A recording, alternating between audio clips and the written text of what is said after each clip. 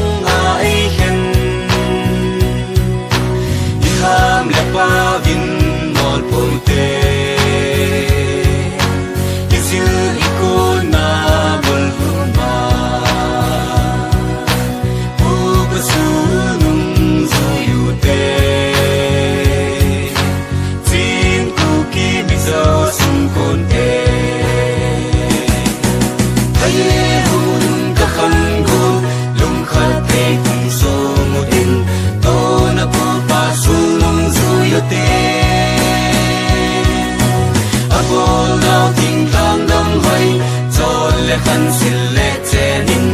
agam le nam achem choi se le lamin nen di tenin isem bi choi na lam dil delin silung kito in cho min hingin o ka khan gol ki pa na khong in ammi zalaya kitang din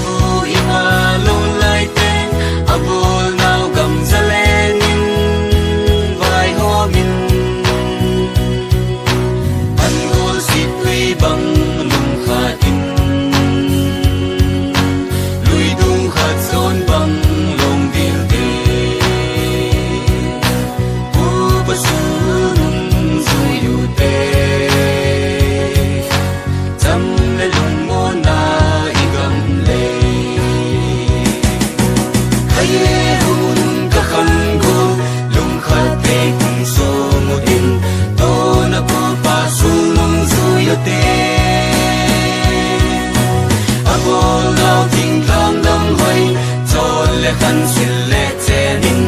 agam le nam achem choi se le lamin nen di tenin isem bi choi na lam dil delin silung kito in cho min hingin o ka khan gol ki pa na khong in ammi zalaya kitang